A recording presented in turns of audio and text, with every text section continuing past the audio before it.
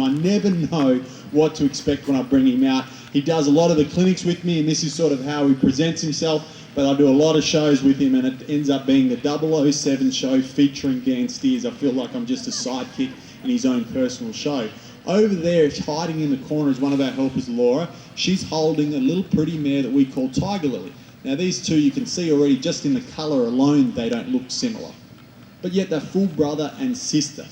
Now, that little mare over there, she was an apprentice Liberty horse this time last year. She came on the road and she was working behind the scenes. Okay, and I would use her in clinics a few times and just started to expose her to crowds and things like that. Then this year, his partner in crime, Embrace, who I brought up on the road with me last year, she was a Liberty horse that worked with him. We decided that she could have a year off, and we put her in foal. So Tigerlilly's had to sort of step up, and this is one of her, I don't know, one of the small handfuls of show, I guess she done, maybe 3 or 4 she's up to. So she's sort of, like I said, still in training, but hopefully can show you guys some of the Liberty attributes that Dan and I train into our horses. But unfortunately, she's also got herself a little bit of a cough, so bear with her if she coughs and splatters. I did ask her backstage. I did do a little bit of horse whispering and said, would you like to have a sickie tonight? I can let it be. 007 can fly solo. And she said, nah, she'd rather work through it. She said, I'm tough enough. Townsville has turned up. You're already nervous as it is, Dan. I better come out and just support you. So hopefully she'll work herself into this evening, and you guys can get a great little show. The first little piece that I want to show you is what we refer to as our ground control. Now, with our ground control, what you'll notice is that I'm using a driving whip here. And this driving whip is what's communicating to this horse and signalling to the horse that I need him to travel around me. I'm trying to do as minimal as possible with the whip. And with the halter and lead, sorry. And I'm trying to do as much as possible with the whip. And the reason for this is if we're thinking about our Liberty horse, we're going to need to get rid of the halter and lead. And if you rely on your ground control, teaching your horse all the manoeuvres like directing and driving him, changing his direction, all off the halter and lead, when you go and take that off and you want to work your horse at Liberty, you've got to start again. So Dan and I, we work in our program and we use our whips, and we're very clear with our whips and signal to the horse and cue the horse so that when we take the halter and lead off, we can still communicate with the horse. Okay, it's no different if you guys were going to, want to ride your horse without a saddle and bridle. If you completely relied on the reins to communicate to your horse, 100%, if you took that bridle off, you'd have no control. So you'd have to start being able to communicate to him with maybe your leg aids or a rope around his neck or a dressage whip or something like that, and start relying on that to be able to direct him, steer him, be able to work on your transitions of speed so that when you take your bridle off, you could still control him. The horses working at Liberty and the halter and lead are exactly the same. So when I'm preparing my horses to work at Liberty, I do a couple of little things. We do some exercises here which we refer to as a change of direction, which is a switch. Okay, so we make sure that he can really watch that whip. We do another one here where we call the stop, when I raise that whip up and he stops all 4 feet wherever they are. Now this is usually where he pauses for his applause.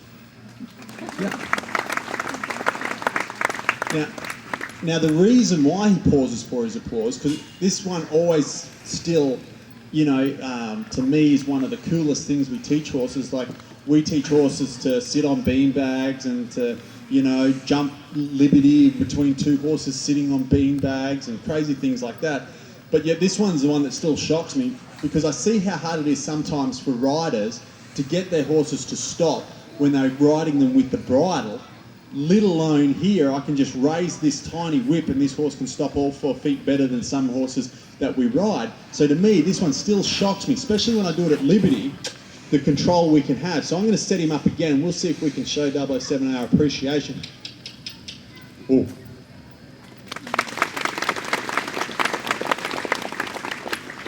Now from there, we work on a little thing called reverse switch. So this is when we go have the horses travelling behind us. Okay, so that we're making sure that they're not reading our body language, that they're actually reading the whip. Okay, so this is the test. Now, before we work them at Liberty, and we're going to be doing a Liberty clinic here next weekend, is that we want to make sure we can do this without pulling on the lead rope. So I do it with an open hand. So I've opened my hand, I make sure I can change his direction. Circling, bring him towards me, and that's by just simply lowering the whip, and he'll come and find my shoulder without having to pull on the lead rope. From there, if we can do all those things without relying on the halter and lead, we're now ready to take it off. So when I take it off, we're going to ask 007 to do the same. We're going to ask him to follow us around, circle, do change of direction, stop. And after we work through all these aids, we'll see if we can then increase the difficulty by adding a horse. Excuse me. He always waits for the 007 show when the halter comes off.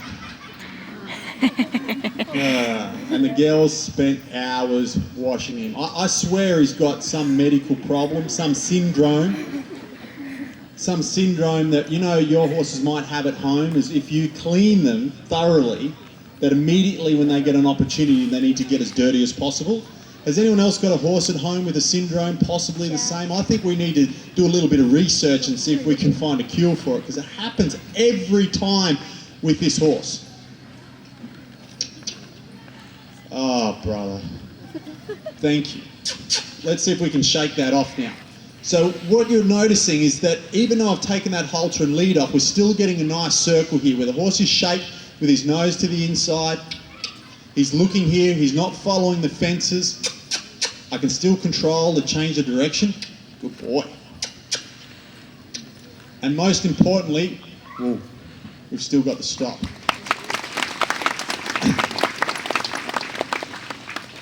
.007. Earth to 007. Come on. Come in, 007. He's going to try telling me, Dad, I can't see the whips tonight. The light's not real bright. I can't see you. I think he's going to pull that card on me at some point here.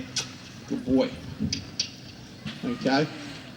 From here, we'll start working on our size of the circle. So I want to be able to bring him in here, create a smaller circle. Smaller circle, 007. Good boy.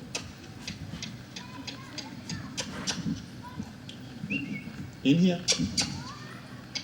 Attaboy. And then we'll go out to a larger circle, which he's very comfortable doing.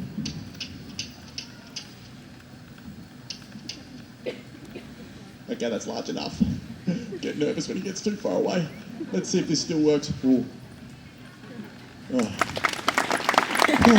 Starting to relax now, I'm not so nervous. 007, he's sort of like, I guess, my gauge or the barometer. You know, if he's going all right, then it means that we sort of might be safe for the evening.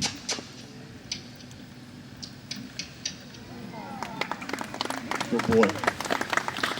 All right, let's introduce his little sister. All right, without further ado, please put your hands together for the lovely little mare that Laura's leading in here, Tigerlilly. Come on, make her feel at home in Townsville. Thank you. Okay. Thank you very much, Laura. Okay, I told you she's a pretty little mare. She's one of my favourites in the team. Okay, she's just up and coming, and I got a lot of promise with her. I think she's going to be one of the standouts. Now, I should usually warm her up in the halter and lead. That's step one. Like if I'm at home, I'm warming her up, but you guys have come out here to see the horses, so we're going to start off here a little fresh and see how they want to perform together. Now, I have a bit of a specific order with these two as they travel around. So she'll be on the right-hand side of 007 here.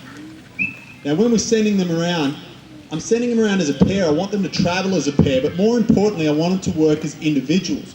I still want them to focus and follow the whips individually, but when I ask them to work as a pair, I need them to stay as a pair. Now, I'll show you how we do this. Okay? A little bit of a cough and a splat.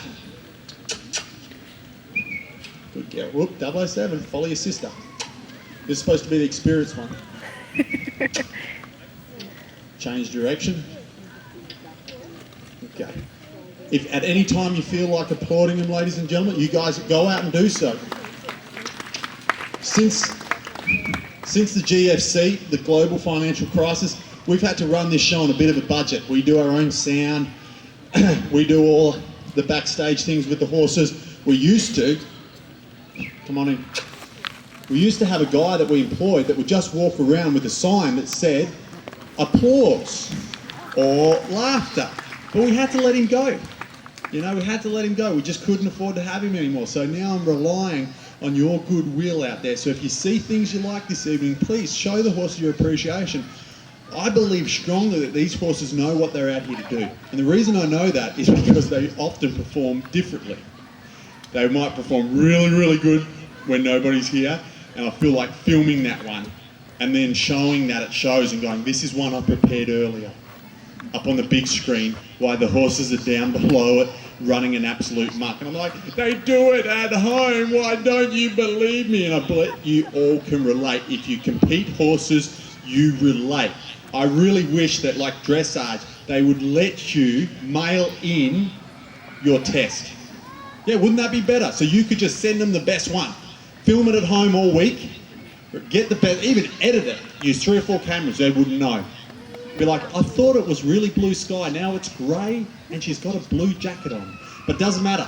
You would be able to mesmerise them with your horse's ability, and I bet you would do way better if you could do that. But unfortunately, in live shows we can't, so you guys just have to take my word for it. Come on, you two. Let's get this show on the road. So as they're working around as a pair here, what we might try to do, you two, let's see if we can work on a stop.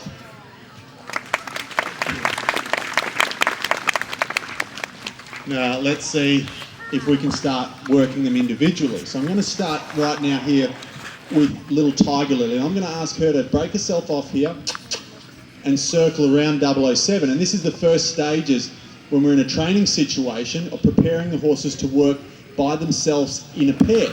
So we don't want them to be following one another. Like sometimes if you have working dogs and you have the older dog and you've got the pups and the pups just follow him around, it's really just like you've got one dog out there even though you might have 5. If I've got 3 or 4 Liberty horses out here, I want 3 or 4 Liberty horses. I don't want one Liberty horse, 3 or 4 horses following that horse. So we do lots of these exercises. Break them off, stop them, separate them, and now let's do 007.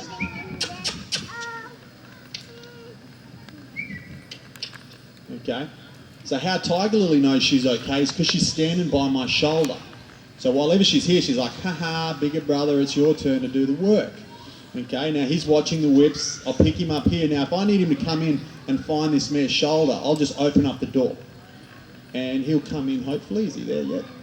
Hey, isn't that pretty cool?